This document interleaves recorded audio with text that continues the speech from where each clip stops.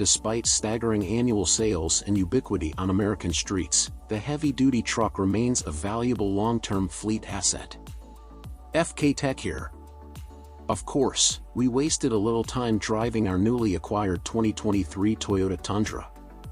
Less than 300 miles into the Tundra, Senior Technical Editor Dave Bird stows a 550-pound Ski 2 in a standard 5'5" fold-down bed in a crew cab and drives the Tundra shorter than I-S giant schnoz. I did it. 75, Michigan. Upper Peninsula.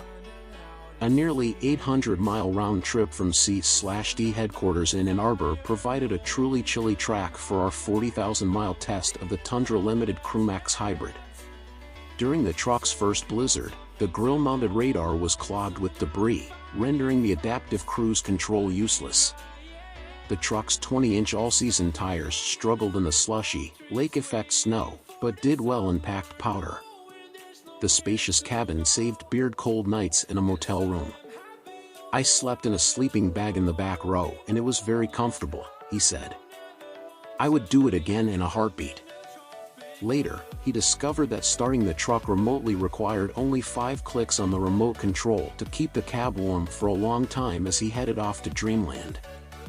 As with the beginning of most long-term relationships, it takes time to get to know each other's flaws. This isn't your first encounter with the redesigned Tundra. We tested the non-hybrid Limited and the off-road TRD Pro, the latter trailing the Ford F-150 and Ram 1500 hybrids in similar competition. Since it is a pickup that has long been overshadowed by domestic competitors, the possibility of vehicle inspection has increased.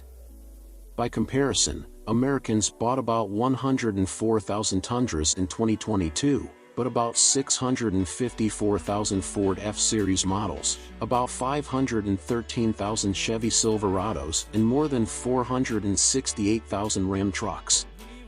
However, Tundra sales are up 27% from 2021, indicating renewed interest among loyal Toyota fans. Was their patience worth the wait?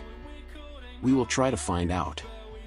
The debut of the Gen 3 Tundra was a welcome surprise as it was the best part of the 20 years since the Gen 2 debuted. Sure, the 2014 facelift tried to keep it fresh, but the truck still felt dated. That was almost 10 years ago. Toyota is taking advantage of existing trucks lasting longer because new truck additions are as good as new trucks.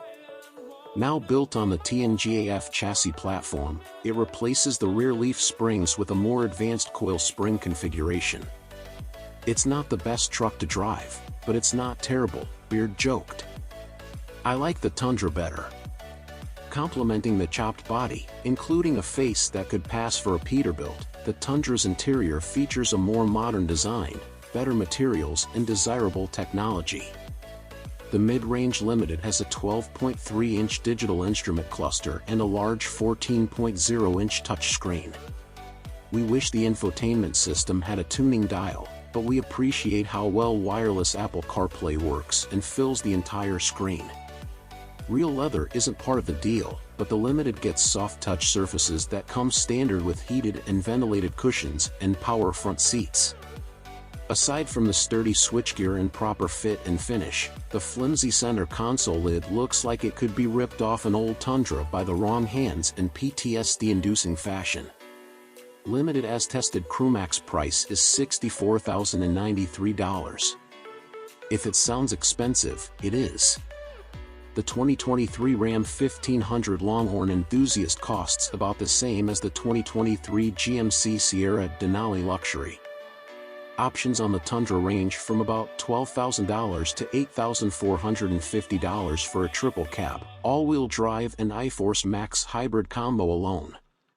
Other additions include a $150 heated leather steering wheel, $179 all-weather floor mats, a $565 JBL audio system, a $399 folding bed step, a $650 load leveling rear air spring, and a running curb $710. Including the $1,345 premium package, start upgrade, upgraded LED headlights, 360-degree camera system, and the $385 power package, LED bedside lamp, dual 120-volt outlets, wireless charging stand, the limited edition is worth. It's a truck, but I don't like it. The Tundra's disastrously fake engine sound won't convince anyone that there's a V8 under its big hood. Toyota made the bold choice to only offer the 3.4-liter twin-turbo V6 with or without hybrid assist. The Detroit 3 recently sold an all-electric pickup, but Toyota's most electrified Tundra is a hybrid that combines an electric motor between a twin-turbo V6 and a 10-speed automatic transmission. Coupled with a nickel-metal hydride battery pack with about 1 kilowatt-hour of useful energy coming from under the rear seat, the iForce Max delivers 437 peak horsepower and 583 lb-ft of torque. The Tundra Hybrid is more powerful than the F-150 PowerBoost Hybrid, but our example weighs 280 pounds more than the Ford, for a total of 6,072 pounds. Due to its mass, the Toyota needs 5.6 seconds to reach 60 miles per hour and reaches 94 miles per hour in 14.3 seconds. No brake fade was noticed during a 192-foot stop from 70 miles per hour, but our tester was sensitive to heat, finding the truck to go into soft mode after several starts at full throttle. The transmission temperature was dangerously high while turning the trailer up a short hill. Lack of fuel in trucks is also a problem. The hybrid Tundra gets an EPA estimated 20 miles per gallon, but the long-term meter currently averages just 13 miles per gallon. About a third of today's 3,023 miles were accrued while towing a 3,500-pound box trailer, but ignoring those miles brings the average to 16 miles. The other models we tested also didn't get good gas mileage, and we'll be careful because the roads ahead include a lot of towing and other trucks. After 40,000 miles on the road, I hope I can say with certainty that Toyota has narrowed the gap between the reimagined Tundra and America's favorite pickup truck. The Tundra has seldom seriously threatened the Detroit truck makers and sales numbers, but this long overdue makeover, along with its price and fuel economy, could get more people looking its way. It performs well and it's ridiculously comfortable. But as much as I liked my 2023 Toyota Tundra Platinum's features, those hazardously oversized mirrors and the constant concern over what might be behind them would be enough to send me to a lesser trim that didn't have them. If you're looking at the two highest trims, test drive them thoroughly to be sure they're for you.